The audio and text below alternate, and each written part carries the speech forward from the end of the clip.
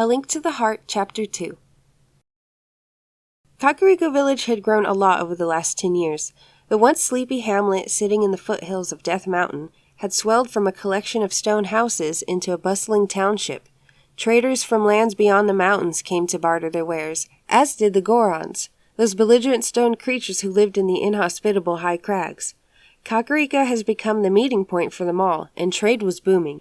Yet the town still dwelt under the shadow of its windmill. The building sitting on a high bluff overlooking the town, its endlessly turning mechanisms drawing up fresh water from an underground aquifer. Link looked upon the town as he stepped out of the stables and noted the changes. He had last passed through here 10 years ago, upon his departure from Hyrule. He had met the inhabitants and helped them as best as he could, but he had never felt welcome. In hindsight, it probably had been the way he tried to tell people about his adventures in time. Folk hadn't understood when he spoke of his travels to the future and the past. Freeing Hyrule from the great threat of Ganondorf twice, and finally sealing the Gerudo sorcerer in another realm. He'd got a lot of blank looks when he tried to explain his adventures, which quickly became confused glares and angry mutters. He'd quickly learned people didn't like to be told someone had really sailed the currents of time, and determined not to speak of it again. Better not to confuse people with matters they didn't want to understand. Link left Epona comfortably in the stables, making sure to give the stable boy a shiny blue rupee as he left and wandered across the muddy street. Set between a target range and a shabby house was a small inn. It had taken Link 2 days to reach the village since his encounter in the mountains, and the prospect of a cooked meal and a real bed made him giddy. Sleeping rough may sound exciting in the minstrel's tales, but in reality it was anything but. Link could fend for himself in the wild, but that didn't mean he wanted to do it every single day. He pushed open the wooden door and stepped within, finding himself entering a large common room. The space was wide but low, the wooden beams of the roof only a handspan above his head. There were many long tables laid out on the stone floor, occupied by a variety of beings. The majority were Hylians and other human races, but a couple of Gorons were visible in the corner, chewing on a sirloin rock. The stone-based creatures rarely liked to leave their mountain fastness, and they only came down to Kakariko to trade their valuable explosives with the Hylians. The noise of chatter filled the room, as did the crackling of a large fire in the hearth, making the inn feel warm in comparison to the air outside, and there was a head of a stag mounted over a bar space, where a young woman served ales to burly customers. Link started as he realized he recognized the serving girl. He stepped to the bar and waited for her to notice him. After a minute, she turned to him and said, "Yes, how can I help?" Link stared at her and urged, "Andrew, it's me." Andrew frowned. "I'm sorry, who are you?" Link was taken aback and exclaimed, "Link, I passed by 10 years ago. I saved the Gorons, drove out the Dodongos, rounded up your cuckoo birds." Andrew didn't seem to remember him. "Well, I thank you. Now, what did you need today?" Link sighed wearily. "A meal, a drink, and a room for the night." Andrew pulled out a tankard and poured him a frothing ale. "Have a seat. The cook will bring your food." Link took the mug and wandered over to a long bench. He sat down next to a pair of warriors in leather jerkins and supped his ale. It was a warm and frothy brew, not at all watered down like some he'd tasted, and he downed the rest of it in one long pull. He slapped the empty mug down with a thud, and then looked about the room. Everywhere men and women sat and chatted, concerned with their own business. They ate and drank and laughed as if there was nothing wrong in the world. It always struck Link as strange. Beyond the stockade of the village monsters roamed the wilds. Demon gods plotted and terrible nightmares lurked in the fetid dungeons. But people still went about their daily business. Across many lands, Link had seen this behavior. The world was filled with gods and goddesses and demons, guardian spirits, drifting magic and fairies, yet somehow people found a way to make it all normal. Even with the wonders and horrors roaming free, someone had to bring in the crops, brew the beer, weave the clothes, and make babies. Sometimes it struck Link as noble defiance and determination to live life to its fullest.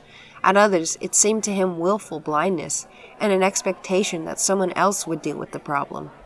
After a few minutes, there was a heavy tread behind him, and Link heard a gruff voice exclaim, "Why, is that little Link?" Link turned about and saw a heavy-set man looming over him, carrying a platter of meat and vegetables.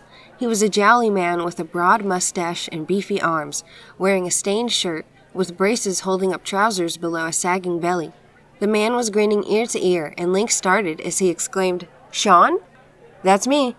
the man replied as he set the platter down. I haven't seen you in 10 years. You remember me? Link asked warily. Sean laughed. How could I forget the boy who broke the record on my shooting gallery? You swanned in from nowhere, smashed my record, and then disappeared without a word. Say, do you still do that backflip trick? Link abashedly admitted, I got a bit too big for that. Aye, I hear that, Sean said. We're all a bit larger now, though I'm only speaking of my belly, but it's nice to hear you say something other than Hjurg. Link sighed. It's nice to meet someone who recognizes me. And you forgot my face, even after I helped her with her cuckoos. I wouldn't take it personally, Sean retorted. She loses them twice a week. I think every passing traveler has helped her round them up. Don't know why she keeps them in the first place. Link cocked his head and asked, How come you're in the mountains? You used to run the shooting gallery in the Castletown market. Had to relocate, Sean explained. Times are dangerous in Hyrule. It's safer in the mountains, so I bought an inn. Plus, business is booming. Demand for Goron explosives has never been greater. What with the war and all. War? Link inquired. What war? With the Gerudo, Sean replied. Well, not officially yet, but everyone's saying it's going to get bloody. The Gerudo? Link started. Why is Hyrule fighting them? Don't ask me. That's the king's business, Sean replied. Mine is running an inn for paying customers. Link caught the hint and took out a large bag, asking, How much for a night? 20 rupees, Sean replied. Link rummaged about in his bag and fished out a red jewel and said, Here you go. There was a soft gasp from further down the table as Sean took the jewel and shuffled off. Link turned to see the pair of warriors still at his table, gawping at his bag with wide eyes. They were hardened veterans by the looks of them, with scars aplenty and hard eyes. One was blond and clean-shaven, the other black-haired and with stubble upon his chin. They were loitering over their drinks, and the blond one asked, By the Triforce, where did you get all that? Link hastily covered his bag and tucked it away as Sean wandered off. He said, I took them off some ruffians who tried to jump me. The other one laughed aloud. He's worried we're going to rob him, Jordan. Leave him be. I was only curious, Taran, the blonde one whined. Where'd one loner get that many rupees? Link hadn't survived so many adventures without developing a sense for trouble, and his hand drifted to his sword hilt as he growled, Keep your eyes to yourself. Yet Taran only laughed.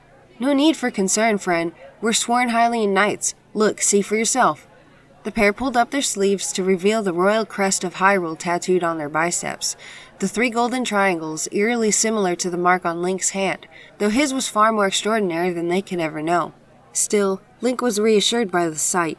Hylian knights were a respected order of soldiers, sworn to the royal family of Hyrule, and protectors of the realm. They were the first line of defense against the monsters that roamed the lands, putting themselves in danger so the people could live in safety.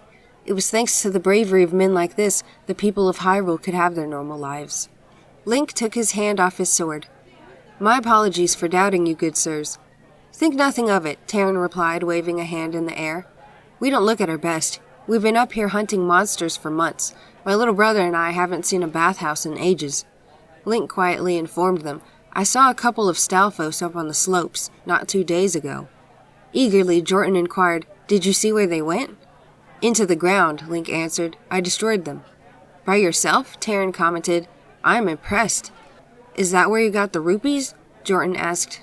Link shook his head. I mostly get them from abandoned dungeons. Oh, an adventurer, Jordan sniffed dismissively. I should have known. Don't be rude, Taran admonished his brother. Someone's got to go in and clear out those ruins. They're everywhere. Those relics of dead kingdoms, and all filled with the worst sort of monsters. Jordan didn't sound abashed. I've seen far too many idiots herring off to find their fortune and die before getting past the front door. Link didn't bother to explain he had survived dozens of crumbling dungeons, so changed the subject. Is it common to see Stalfos outside the Lost Woods? Taran sighed. Sadly, yes, and more with every passing year. Rumor has it the great Deku Tree died, and without its guardian spirit, the forest isn't what it was. The ancient wards have fallen, Hylians can go in now, and monsters can come out. We've seen Kokiri wandering outside the boundaries, the little folk braving the big world for the first time. We knights have been fighting to hold back the monsters, but this trouble with the Gerudo is drawing our eyes away. The king is mustering his armies for war, and we are recalled to the castle. So it's war then? Link inquired. Gerudo are passionate, but I'd never imagined them starting a war. Don't worry, Taran scoffed. The king will give them a bloody nose and send them packing. Jordan looked distant as he rubbed his jaw and mused. Is it true Gerudo are all ladies? Link informed him. Almost all, and trust me, it's not nearly as fun as it sounds. They aren't dainty waifs, waiting to be rescued. They're dangerous. They'd cut your nose off and rob you blind before you'd finish saying hello. Jordan turned to Link and asked, You know a lot about them. Are you signing up for the fight? Link shook his head. No, I have a promise to keep. I'm going to meet Princess Zelda. For some reason, that statement sent the pair into guffaws of laughter. Link was bemused by the odd reaction, but Jordan chuckled. He's an adventurer, all right. Taryn laughed. If I had a rupee for every lad who claimed he was off to see the princess, I'd be a rich man. Link scowled as he snapped. I'm serious. She gave me her own ocarina, and I swore to return it someday. Course you did, Taryn laughed, and I don't blame you for making it up.